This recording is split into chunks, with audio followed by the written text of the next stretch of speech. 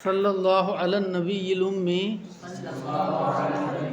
وعلی آلہ وصحبہ وسلم۔ حکایت نمبر 7۔ یکے از صالحاں بخواب دید پادشاہ را در بہشت،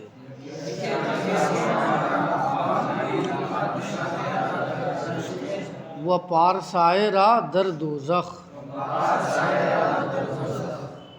ایک نیک انسان نے خواب میں ایک بادشاہ کو جنت میں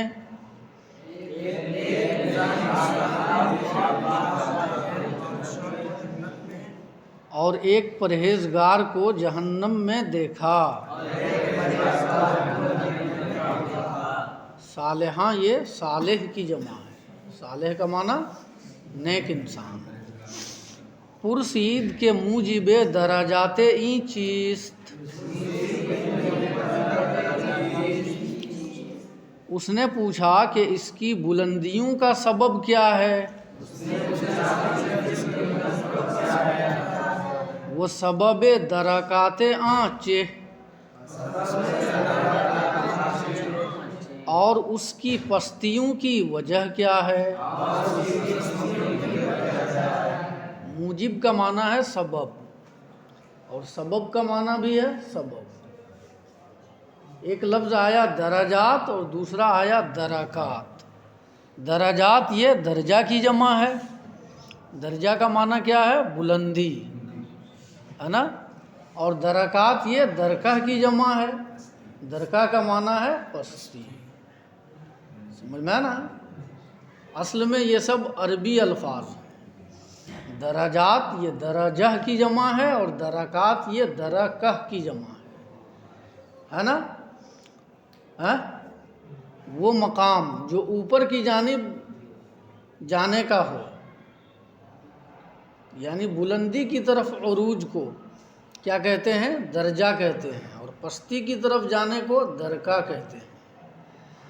پرسید کے موجب درجات این چیست و سبب درکات آنچہ، اس نے پوچھا کہ اس کی بلندیوں کا سبب کیا ہے اور اس کی پستی کی وجہ کیا ہے؟ یعنی اسے حیرت ہوئی، سمجھ میں آنا کہ میں بادشاہ کو جنت میں دیکھ رہا ہوں، اس کے برخلاف درویش اور صوفی جس کو ہم لوگ سمجھتے تھے اس کو جہنم میں دیکھ رہے ہیں، تو اسے حیرت ہوئی۔ تو اس نے پوچھا کہ آخر بادشاہ کے جنت میں جانے کی اور پرہیزگار انسان کے جہنم میں جانے کی وجہ کیا ہے؟ کہ من بخلاف این ہما پنداشتم، کیونکہ میں ان سب کے خلاف گمان کرتا تھا، ہے نا۔ ہم لوگ اپنے گمان میں پرہیزگار کو جنتی سمجھتے تھے، لیکن یہاں پرہیزگار کو ہم جہنم میں دیکھ رہے ہیں۔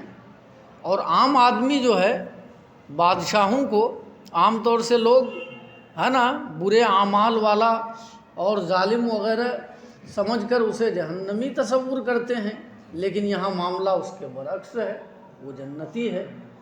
تو میں بخلاف این ہما پنداشتم، ان سب کے خلاف گمان کرتا تھا، یعنی جو کچھ نظر آ رہا ہے اس کے خلاف میں گمان رکھتا تھا۔ تو آخر اس انقلاب کی وجہ کیا ہے جو میں دیکھ رہا ہوں؟ ندا آمد کے ای بادشاہ بارادت درویشاں در بہشت است،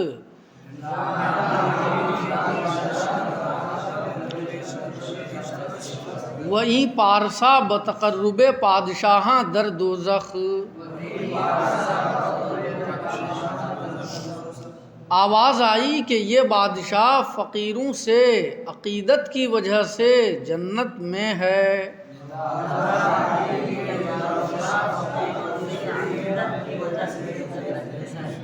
اور یہ پرہیزگار بادشاہوں سے قربت کی وجہ سے جہنم میں ہے۔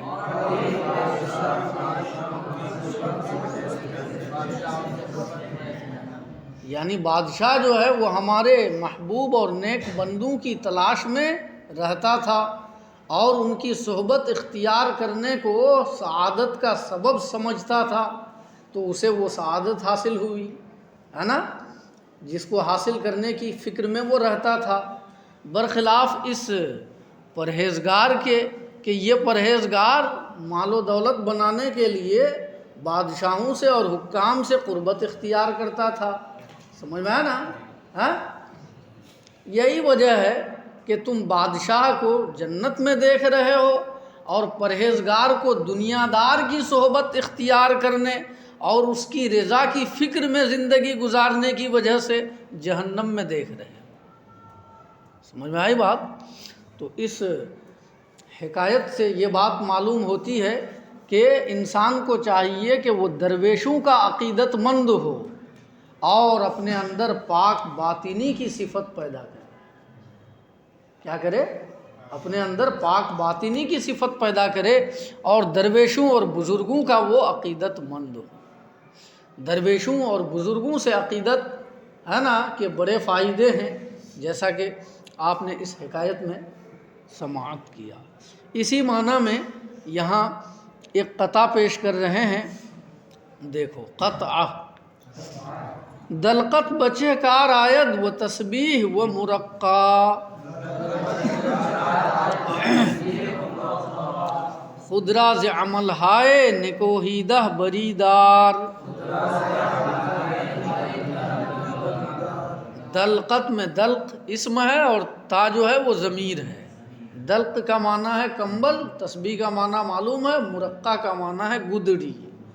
اور دوسرے مصرعے میں عمل ہائے نکوہیدہ، نکوہیدہ کا معنی ہے کیا؟ برا، خراب۔ عمل ہائے نکوہیدہ یعنی برے اعمال۔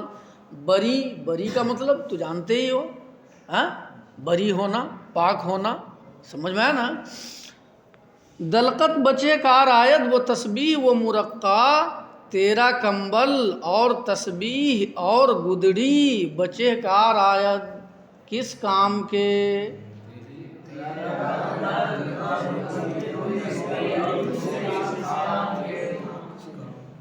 تیرا کمبل اور تسبیح اور گدڑی کیا کام آئیں گے؟ خود کو، اپنے آپ کو برے اعمال سے تو الگ تھلگ رکھ۔